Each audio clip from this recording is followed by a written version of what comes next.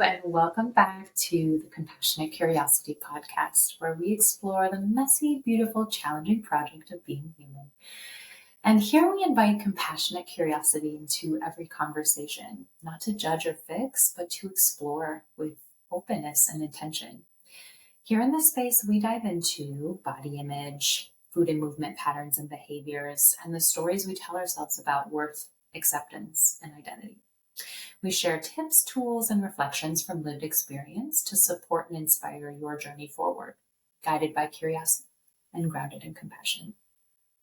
I'm your host, Rachel from Tranquila Pa Wellness, and I'm a family nurse practitioner, a women's wellness coach, a yoga teacher, and a meditation and mindfulness teacher. And I specialize in helping women and teens to reduce body dissatisfaction and insecurity, navigate body image struggles, and to go from self-criticism to feeling comfortable, confident, and empowered in their skin.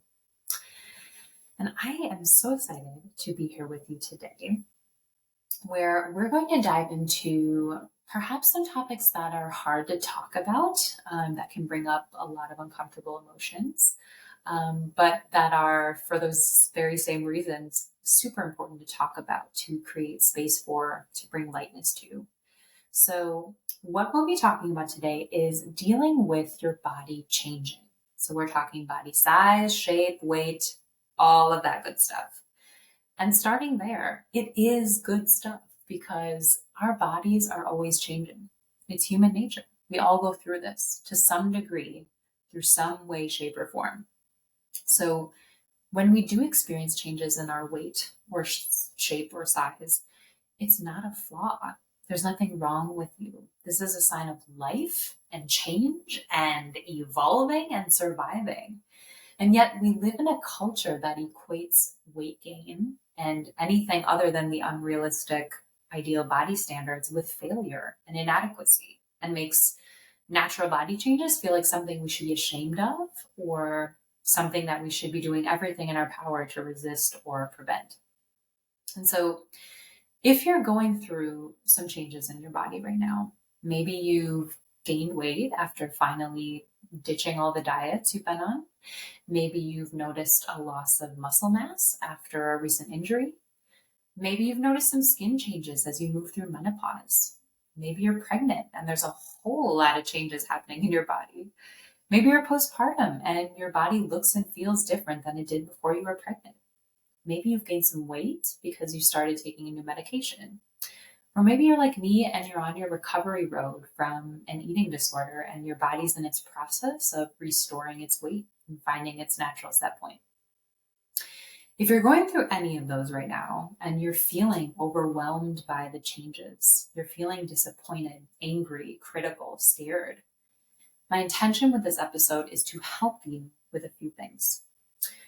To understand why you feel all the fears and discomfort with body changes, to help you feel less alone in this, and to leave you with some practical ways to support yourself and to start seeing your body not as a project to fix, but as a living, breathing story worth honoring, and to help you meet your changing body with compassion rather than criticism.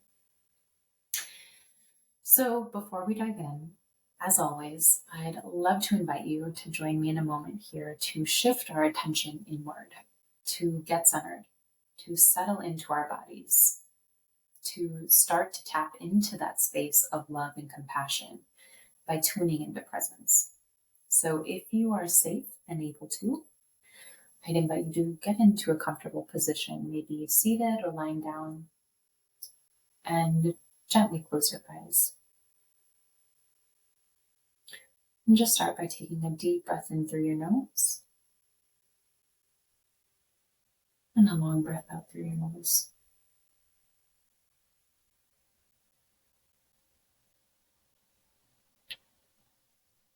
Start tuning into how your body moves with each breath in and each breath out. Like your belly expanding as you breathe in and contracting as you breathe out. Just noticing.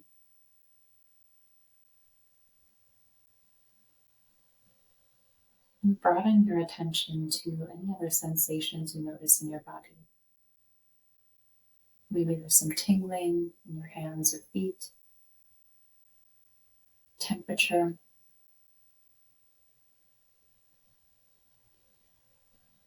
Notice any feeling tones coloring your experience.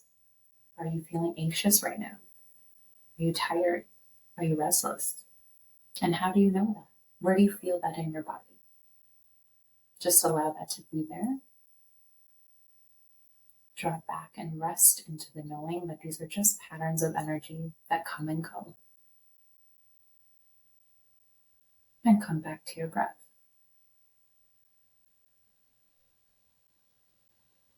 And taking one more deep breath in through your nose. And a long breath out through your nose.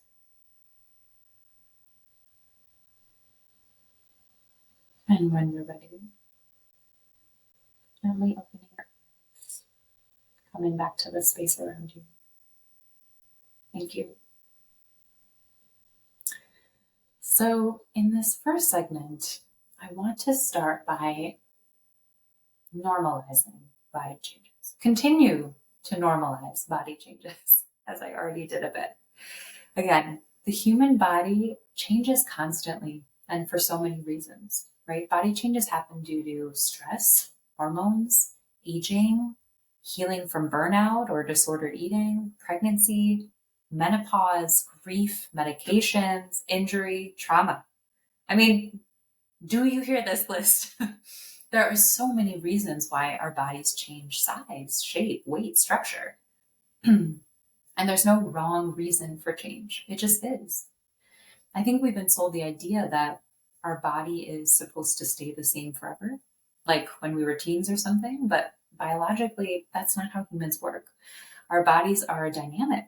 They hold and respond to our life experiences. So your body changing is not actually a problem. It doesn't mean you're failing at life or that you're letting yourself go. It's not a sign that you're lazy or weak. It doesn't mean that you're out of control. So if you're sitting here thinking, okay, Rachel, I hear you saying that my body isn't a failure. It doesn't mean I'm lazy. If my body's changing, but then why on earth does it feel like it is all of that? Why does it feel like I'm failing or I'm not good enough? Why does it feel so uncomfortable and seemingly impossible to accept? Why am I doing everything in my power to fix this change or prevent it from getting worse? Why does it feel like shit? Well, first of all, you're not crazy for thinking or feeling any of that. I get it. I'm there with you. So let's take a minute and more than a minute and look at the why behind all of that. For most of us, it's not just about the physical change that happens. It's about what we've been taught that change means. So research shows us that there's actually 5 overarching reasons why body changes feel so distressing. So we're going to look at each one of those. The first one is internalized shame, which when it comes to weight and body size and shape, that comes directly from fatphobia. So we've absorbed the idea, often without realizing it, that gaining weight, showing signs of aging, developing stretch marks, losing muscle tone, or having skin changes makes us lazy, less disciplined, bad, less valuable. But the shame doesn't come from truth. It comes from a fat-phobic culture that taught us thinner bodies are better bodies and that anything else is a personal failure.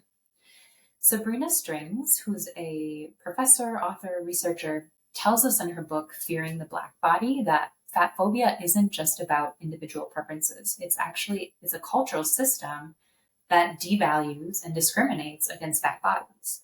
And it's actually rooted in racism, ableism, classism, and moral judgment. And it shows up in how we treat others and how we treat ourselves. And this isn't just theoretical. Research continues to show how deeply these biases live within us and around us. For example, in a 2021 study, over 40% of US adults admitted to holding weight-biased attitudes. And we carry that bias into how we view our own bodies, especially when they change, like when we gain weight, when our bodies soften, or when we show other visible signs of change, like aging, changes in strength, shape. We fear judgment, rejection, or invisibility, not just because of the physical difference, but because we've been taught to believe that only certain bodies are acceptable. Thin bodies, young bodies, firm bodies, able bodies. But here's the thing with that fear doesn't come from your body being wrong.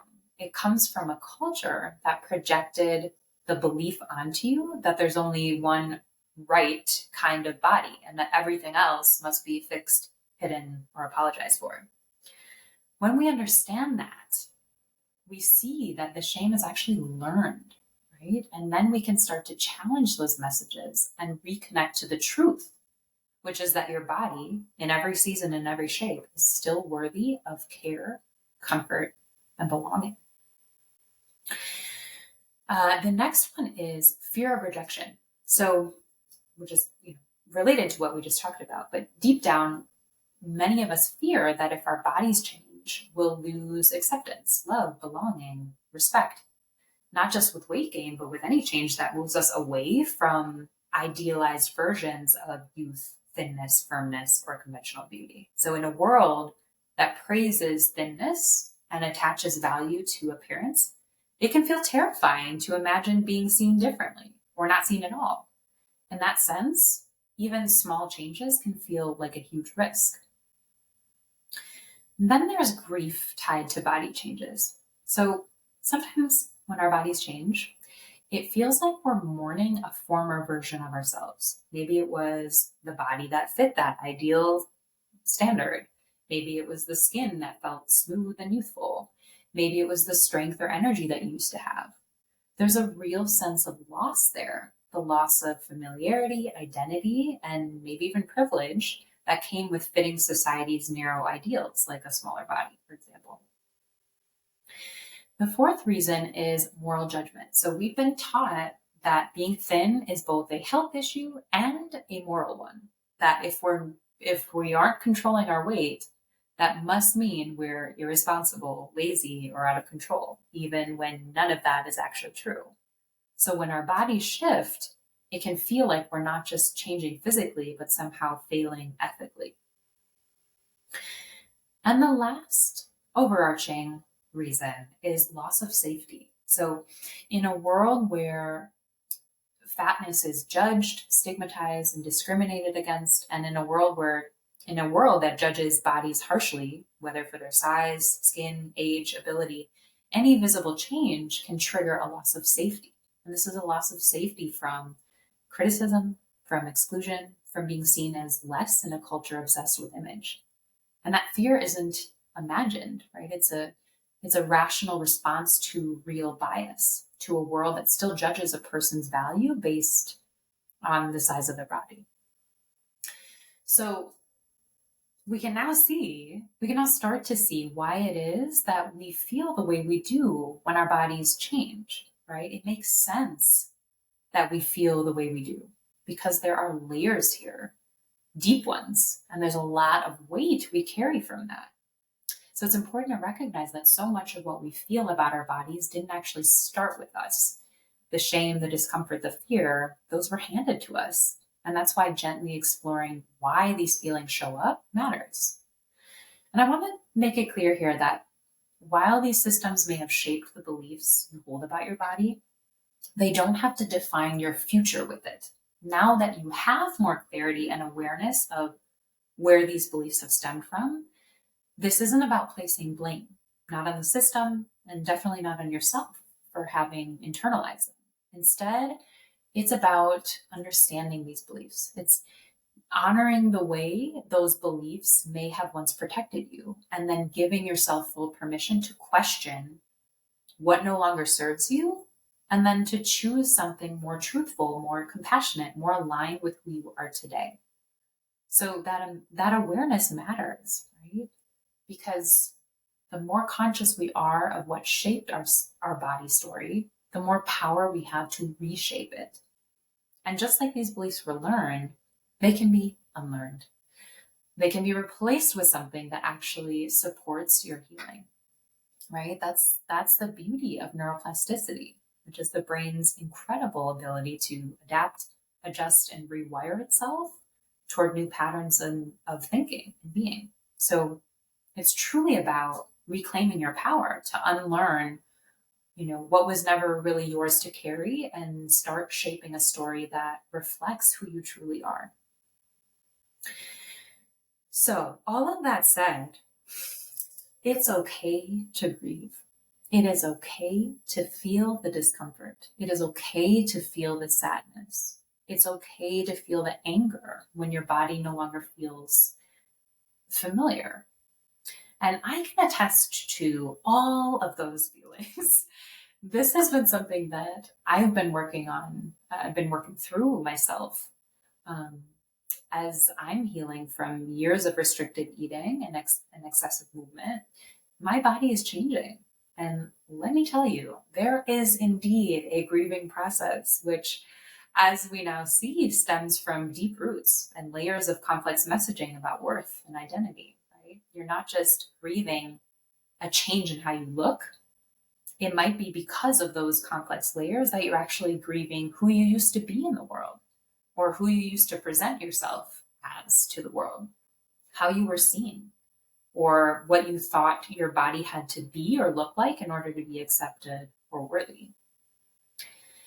And speaking from my personal experience, naming and labeling what you're going through can actually be really helpful in this situation, because if we don't, all we know is that we feel like shit, right? And that's that's the extent of that, right? But when you allow yourself to be with whatever is coming up and sit with it, you open yourself to exploring what it is. Is this grief? Do I feel shame? How do I know that? Where do I feel that in my body? One of my support systems in my healing journey helped me see and understand this, because I didn't know it was grief and shame that I was feeling when my body was changing. I just knew it felt awful and uncomfortable. So I had no idea that grief and shame were at the root of everything I was feeling toward my changing body. And she helped me see that and name it for what it was. And there's something powerful in naming it, because once you name it, you can shine a light on it, right? It's no longer this vague, heavy feeling weighing you down. It becomes something that you can actually work with, something you can hold with compassion and then begin to move through. And I also think by naming grief and shame, it led me to the next step of accepting not only what my body was going through, but accepting all the emotions that came with that. So if you're feeling discomfort with your body changes, if you're feeling anger, shame, doubt, grief, let this be a reminder that you are allowed to feel what you feel. You're not being shallow. You're not being weak. You're not overreacting. You're responding to a lifetime of programming that told you thinner is better and that worth is tied to appearance. You're responding in a very human way to a system that hasn't always made it easy to feel at home in your body. And that's exactly why healing can't come from gripping tighter or trying to force change, because the harm never came from your body, but from what you were taught to believe about it. So healing becomes a process of recognizing, naming, allowing, accepting, and releasing what's no longer serving you. It's about loosening the shame, softening the judgment, and learning to meet ourselves where we are, uncomfortable changes and all, and doing so with compassion instead of control. And just as you're allowed to feel what you feel, you're allowed to move through those feelings with kindness and gentleness. And as you do, it really helps to remember that you are not your body, right? Your body doesn't define you or your worth. What is our body? It's the beautiful vessel that carries you through life. It's what lets you cry, laugh, dance, rest, experience love and connection with others, right? It's not something you have to earn your way into. It's already yours to care. It's already yours to care for and belong to. So, all of that said, I want to shift now into talking about 3 different tools that you can use to help you navigate those moments or days when you are feeling that shame, anger, discomfort with whatever body changes you're going through. So the first one is let your clothes meet you where you are. So part of reclaiming your power can start with something as seemingly simple as what you put on your body. And let me tell you, this was an absolute game changer for me. I resisted leaving behind old clothes of mine for what felt like a very long time. And with reflection now, I believe that was linked to the grieving process I was going through.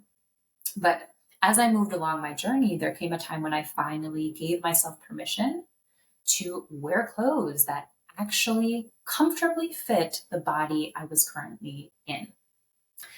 And the very first new clothing item for me was new underwear. I am telling you, having a pair of underwear that actually fits, that feels comfy, that doesn't dig in or pinch or ride up, was a huge step forward in accepting my changing body, right? Because think about it. Your underwear is the closest clothing item to your body. It's the very first thing you put on, unless you go commando. That's okay too. So having something that feels supportive and loving and kind close to your body like that, especially when you're going through a rough time, makes a huge difference, right? Starting off your day feeling supported and loved by your clothing is totally different than starting the day off with undies digging in and reminding you all day long that your body has changed in a way that you're still learning to accept. And I mean, truthfully, it doesn't stop at underwear, right? Wearing soft, comfy pants instead of squeezing into old jeans that no longer fit, or wearing a flowy top instead of a skin tight top isn't giving up. It isn't letting yourself go. It isn't settling. No, it's choosing peace. It's honoring your body. It's listening to what you need in that day. It's respecting the reality of your now body. It's saying, I deserve to feel safe and supported. So it might seem like a small thing, but everyday choices like what you put on send powerful signals to your nervous system. They help signal safety. They help your body relax. And they remind you that you're supported. And because our bodies do change over time, it only makes sense that what we wear is going to change too, right? Just like we wouldn't expect to fit into the same shoes we wore as teenagers. It's okay, more than okay, to let our clothes evolve with us. And if you're feeling the stress of seeing a new size on the tag, maybe one you never thought you'd wear, I'm going to invite you to just take a deep breath. And honestly, who the hell with sizes? They are inconsistent, they are made up, and they say absolutely nothing about your worth, your health, or who you are. So go get yourself a new pair of undies that fits your now body, not your last year body, not your someday in the future body, but the body you're living in right now, because it deserves to be supported, and so do you. The second tool here is called Question the Voice, Choose Your Own. So, as we learned, much of our distress around changing bodies comes not from the change itself, but from the story that we're telling about it. So this tool helps you interrupt the automatic shame spiral and reconnect to what's actually true for you. So the next time you notice a critical body thought come up, like, for example, I shouldn't wear this, I don't have the body for it, or I need to lose weight before I can feel good in my clothes again, or if I just go back to my goal weight, I'd feel confident. So when any of those come up, stop and ask yourself, whose voice is this? And reflect on that. Is it a family member who commented on your weight?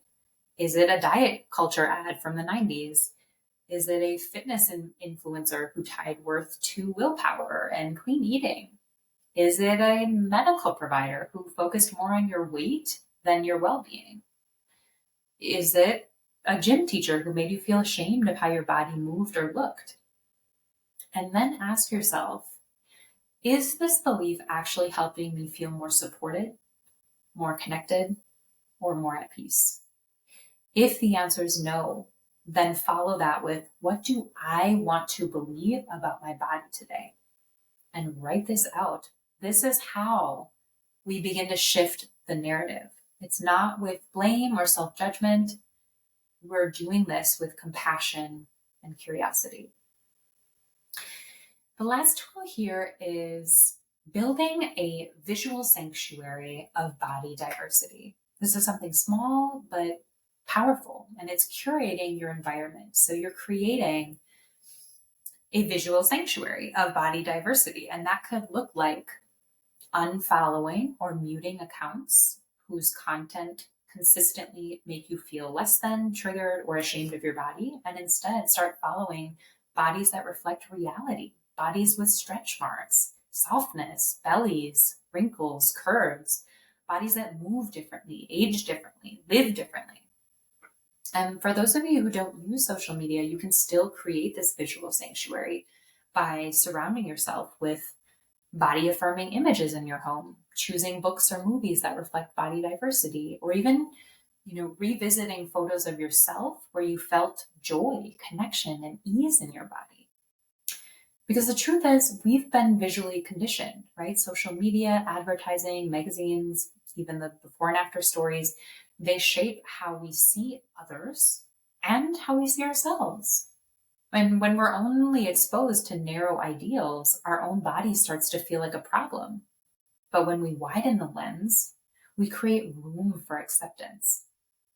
And on top of that, research shows that regular exposure to body diverse imagery significantly improves body satisfaction and reduces internalized fatphobia. So whether it's your feed, your bookshelf, or the art on your walls, let what you see be a space of expansion, not compression. Let it remind you that beauty, worth, and aliveness come in more shapes and sizes than we've ever been taught to believe. So here's what I want you to walk away with today. There is nothing wrong with you because your body changed. Your softness, your shape, your stretch, these things don't make you any less worthy. They tell the story of your life. And so I invite you to be gentle with yourself. And when it gets hard, come back to comfort. Come back to what soothes you. Come back to the truth behind those old beliefs. Come back to reflection that's rooted in compassion, not critique. And so I want to thank you so much for joining me today. And if this episode resonated with you, I'd encourage you to share it with someone who might need it right now. And if you're open to it and feeling called to do so, do leave a review. That really helps others find the space. And if you're finding yourself needing more support around body acceptance and working through body changes, I'd encourage you to reach out. I am here to support you. I'm going to link below in the show notes my email, as well as a link to set up a free clarity call with me, where we can explore what's coming up for you around body changes. Look into what's keeping you back and stuck, and talk through some next steps that feel doable with where you are right now. And until next time, my dear, may you know that you are not alone. I am here with you. May you be guided by curiosity and grounded in compassion. Sending you love, light, and gratitude today and always.